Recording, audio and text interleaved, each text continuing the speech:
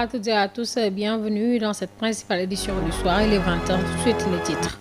Au sommaire de cette édition à Diourbel, le ministre de l'Urbanisme, des collectivités territoriales et de l'aménagement des territoires, Moussa Balla Fofana, a procédé ce jeudi 23 au lancement des travaux d'ouvrages de drainage et de voirie, un projet inscrit dans la lutte contre les inondations avec pour objectif de sécuriser durablement les quartiers, protéger les populations et améliorer le cadre de vie urbain. Et puis justice, avec la rentrée solennelle des cours et tribunaux, le président de la République a présidé ce jeudi 22 janvier la cérémonie officielle. Le chef de l'État plaide pour une modernisation numérique de la justice, une orientation saluée par les organisations de défense des droits de l'homme. Sport enfin, avec la possible sanction contre le sélectionneur national Pape Thiaw, héros national après le sacre continental. Il pourrait être sanctionné suite à son comportement lors de la finale de la Coupe d'Afrique des Nations face au Maroc. À Niaritali, les Sénégalais rencontrés soutiennent leur coach et ne sont pas convaincus de la nécessité d'une sanction. C'était le titre, mesdames et messieurs, dans un instant de développement.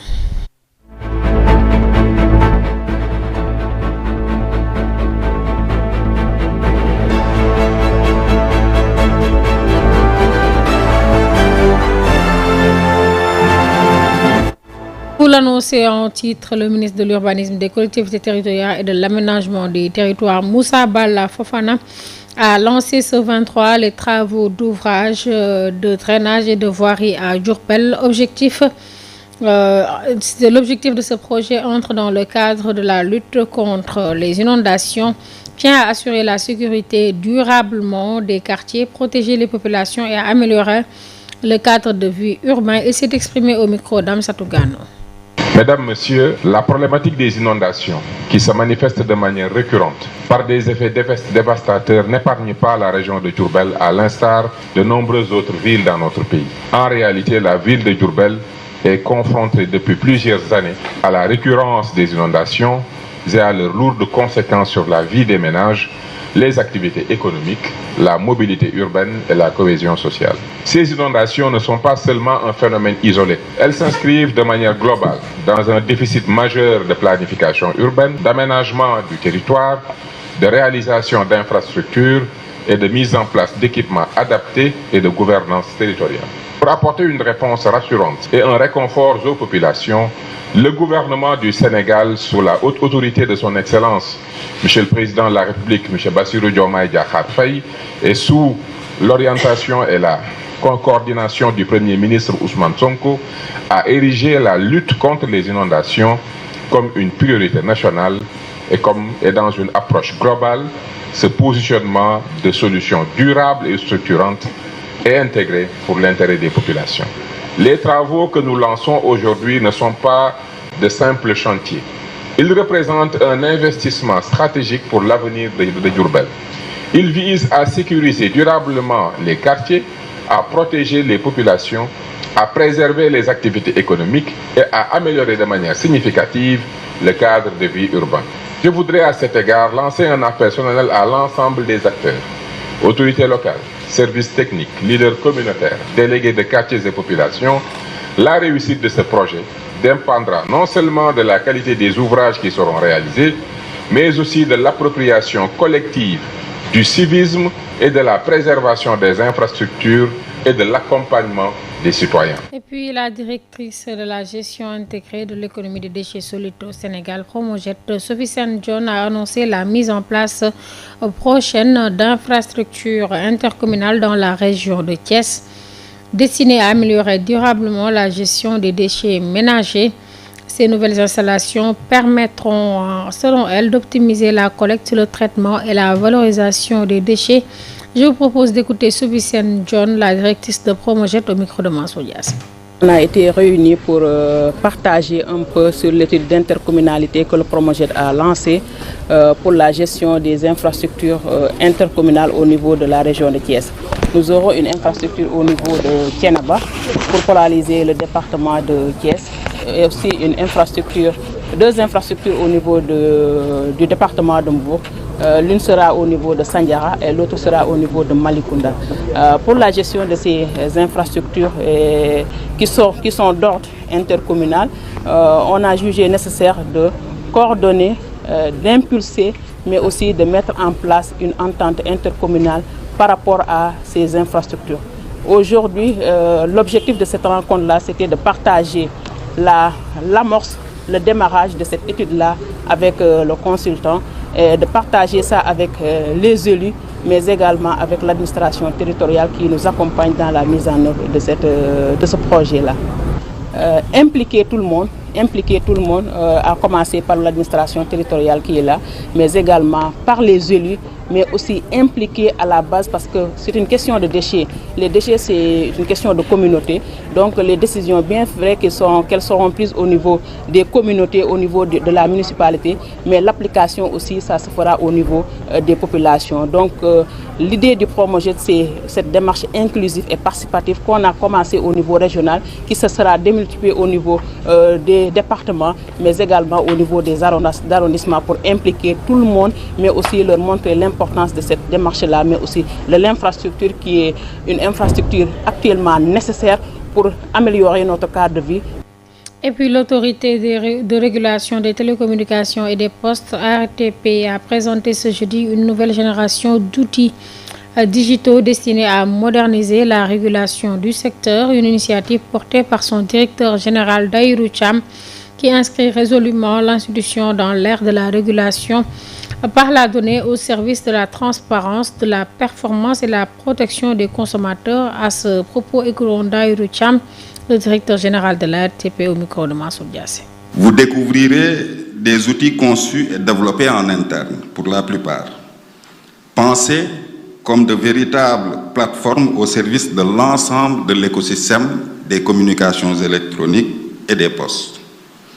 Ils visent à renforcer la transparence, à améliorer la traçabilité des processus, à fluidifier les interactions avec les acteurs du secteur et à instaurer une relation de confiance durable. Autant de piliers qui viennent structurer la nouvelle vision de l'ARTP en matière de régulation digitale.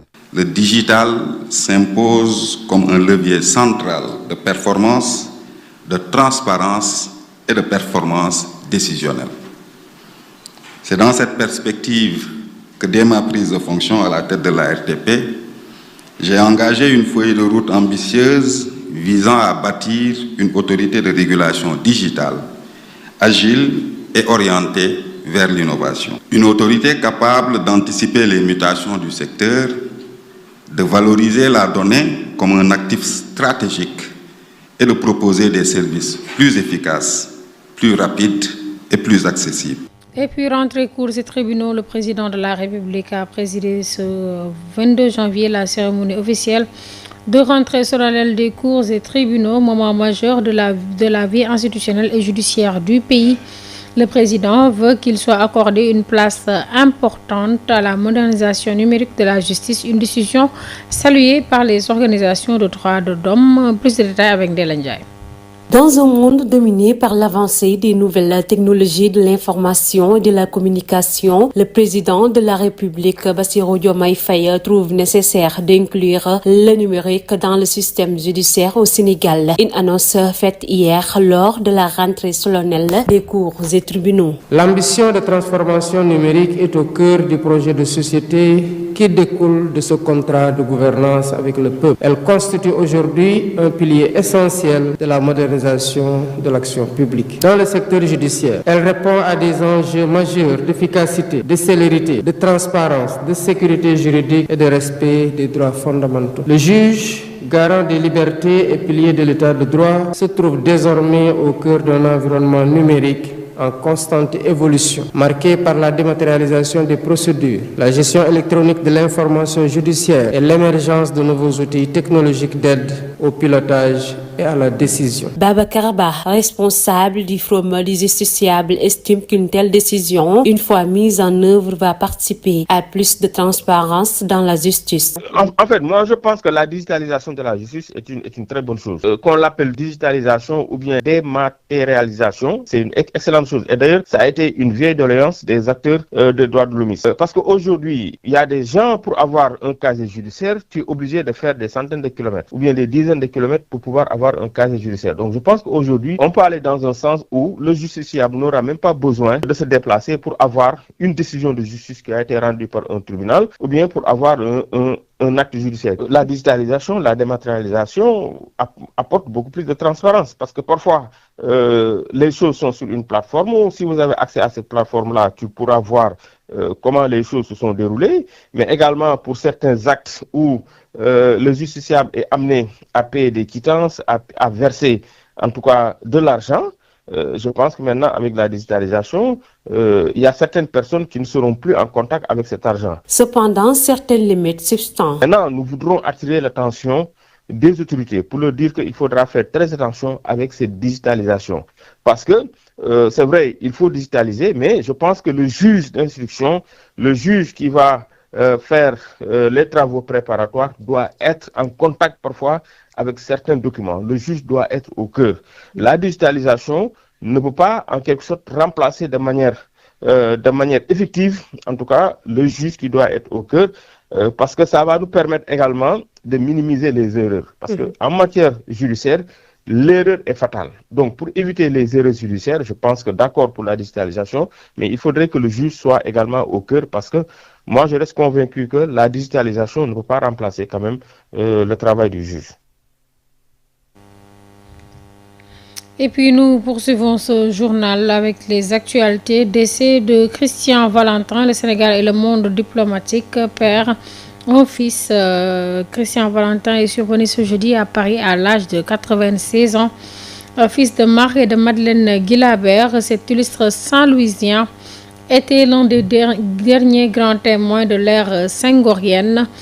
Les militants et militantes du socialiste du département de Thiès lui ont rendu un dernier hommage et des témoignages ont été également recueillis.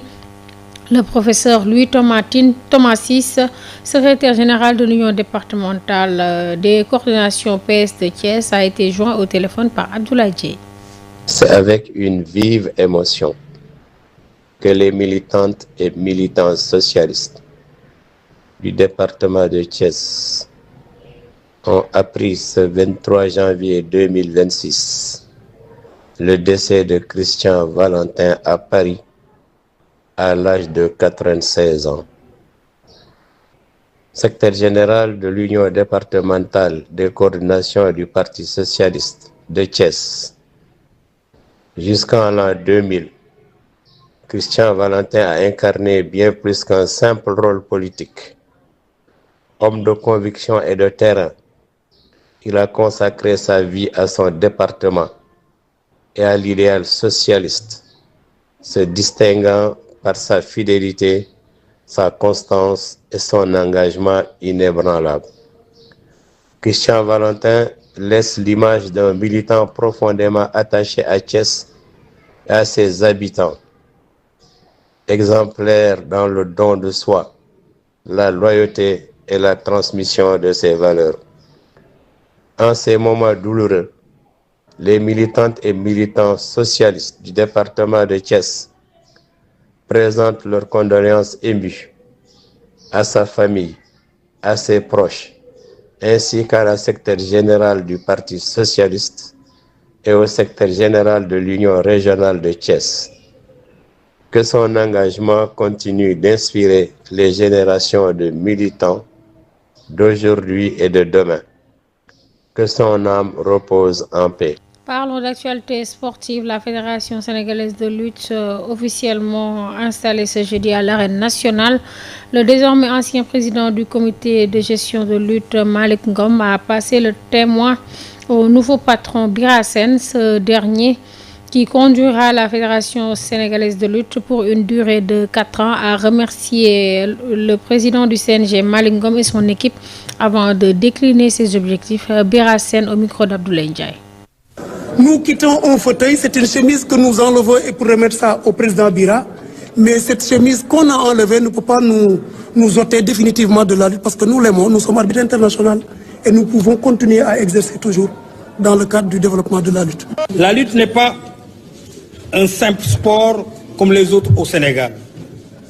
Elle est histoire, culture, identité et fierté nationale. À ce titre, la Fédération sénégalaise de lutte doit être une institution solide, crédible, un espace de rassemblement et un outil de développement et de protection de nos auditeurs. Je veux être clair, il n'y aura pas de fédération pour les uns contre les autres. Devenu héros national, Pape Thiaw risque gros, conséquence de son comportement lors de la finale de la Coupe d'Afrique des Nations face au Maroc en enjoignant ses joueurs à rentrer au vestiaire après le penalty accordé à Birahim Diaz. Dans les dernières minutes du temps réglementaire, le sélectionneur sénégalais pourrait s'exposer à une très lourde sanction. À Niary Tally, les Sénégalais rencontrés soutiennent leur coach et ne sont pas convaincus de la nécessité de sanctionner le sélectionneur national. Aïssatou Ba Serigne Niang pour un micro-trottoir. Pape Thiaw, moi-même j'ai participé à son éducation. Aujourd'hui, pour son geste, il fait la fierté de l'Afrique. Je ne parle même pas du Sénégal. Je pense que nous devons plus accepter certaines choses. Pape Thiaw ne mérite pas des critiques, mais plutôt des félicitations. Nous sommes aujourd'hui champions d'Afrique par la volonté de Dieu, mais aussi par son engagement.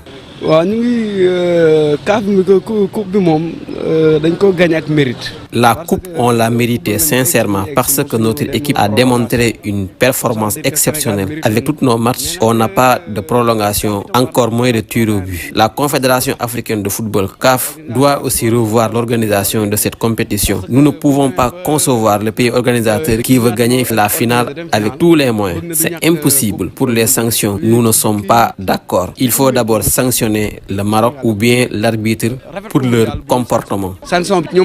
Parce que ñom arbitrage bi amna défaut. Bo xolé match bi moy Sénégal bi mais lan mo andi manam exemple toute cette situation constatée lors de la finale opposant le Sénégal et le Maroc est due à l'annulation du but marqué par le Sénégal sans consultation de la VAR. C'est la raison pour laquelle les Sénégalais ont refusé le penalty. Ce match nous a enseigné beaucoup de choses, même en dehors du foot. Surtout, laisser tout entre les mains de Dieu. Et même si on avait perdu, on aurait quand même encaissé des sanctions.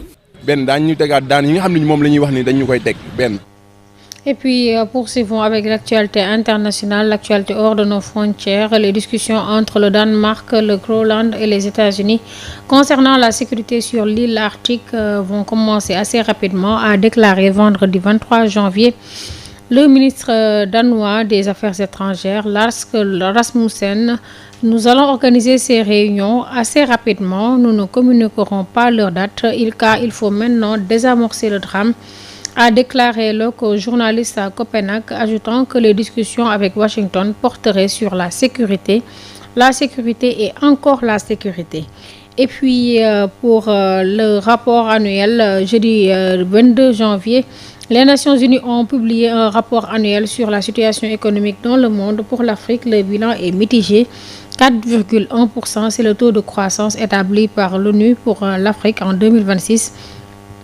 Soit une légère hausse par rapport à l'année précédente à 3,9%, une croissance qui reste insuffisante pour atteindre les objectifs de développement.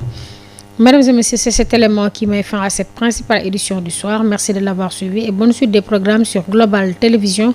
Retrouvez tout à l'heure votre émission préférée, Diso avec Abdoulaye.